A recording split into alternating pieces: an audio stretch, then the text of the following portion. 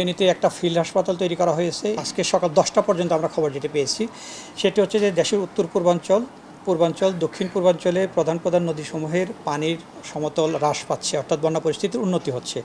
এছাড়া বিগত 24 ঘন্টায় কুমিল্লা, ব্রাহ্মণবাড়িয়া, ফেনী জেলার এবং ভারতীয় ত্রিপুরা পার্শ্ববর্তী যে অঞ্চল রয়েছে সেখানে অববাহিকায় উল্লেখযোগ্য পরিমাণ বৃষ্টিপাত পরিলক্ষিত হয়নি এবং উজানের নদ নদীর পানির সমতল হ্রাস সেটা অব্যাহত রয়েছে।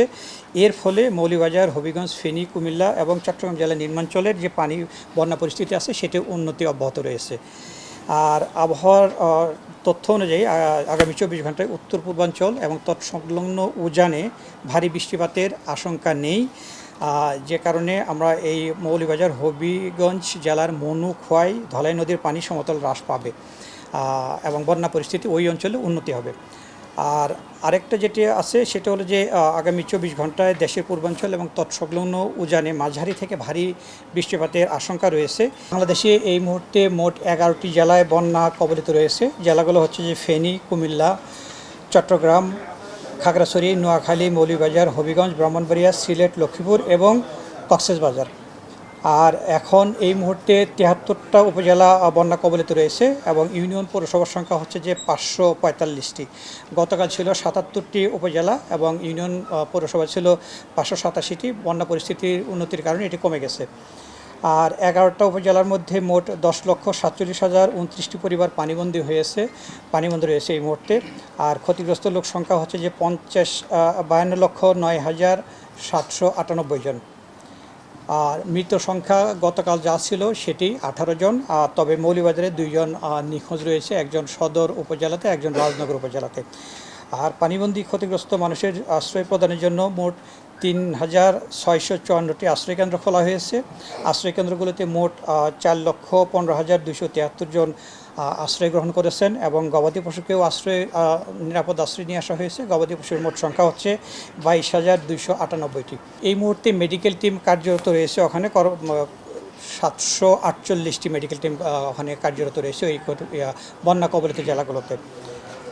আর বরাদ্দকৃত ত্রাণ সামগ্রী গতকাল যা ছিল সেটিই রয়েছে, আমরা নতুন করে বরাদ্দ দেওয়া হয়নি। এর কারণ হচ্ছে যে বর্তমান সময়ে আপনারা দেখতে পাচ্ছেন যে বিভিন্ন স্বেচ্ছাসেবী প্রতিষ্ঠান, স্বেচ্ছাসেবকবৃন্দ, বৈষম্যবিরোধী ছাত্র আন্দোলন যারা রয়েছেন তারা সহ সবাই একসাথে এই ত্রাণ সহায়তা নিয়ে এগিয়ে এসেছেন, যে কারণে আমরা এখন আপাতত এটি স্থগিত রেখেছি। আমরা যেটি বরাদ্দ দিয়েছি সেগুলো দিয়ে তারা কাজ করছেন। তারপর বিভিন্ন স্বেচ্ছাসেবী প্রতিষ্ঠান, বৈষম্যবিরোধী ছাত্র আন্দোলন, অন্যান্য যারা রয়েছেন, এমনকি ব্যক্তিগত পর্যায় থেকে যারা রয়েছেন সেই ত্রাণগুলো এখন আমাদের জেলা প্রশাসন থেকে এখানে সেনাবাহিনী রয়েছেন তাদের মাধ্যমে এগুলো সমন্বয় করতে হচ্ছে, যে কারণে আমরা ত্রাণ সামগ্রী আমরা যাতে করে প্রত্যন্ত এলাকা পর্যন্ত পৌঁছে যায় এবং যারা অনিরাপদ স্থানে রয়েছে তাদেরকে যাতে উদ্ধার করা যায় সেদিকে আমাদের মনোযোগ বেশি রয়েছে। আমাদের জেলাগুলোতে সরকার থেকে এবং ব্যক্তিগত পর্যায় থেকে স্বেচ্ছাসেবী সংগঠনগুলো থেকে পর্যাপ্ত পরিমাণে ত্রাণ মজুদ রয়েছে।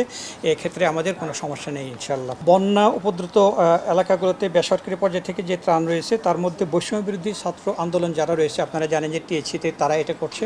এ পর্যন্ত তাদের 7,200 ব্যাগ বস্তা ত্রাণ এটা তারা দিয়েছে এবং এটা আমাদেরও ওখানে লোকজন রয়েছে তারা মিলিয়ে এটা বিভিন্ন জায়গাতে পৌঁছে দিচ্ছে এবং এটি ক্রমাগত সংখ্যাটা বাড়ছে।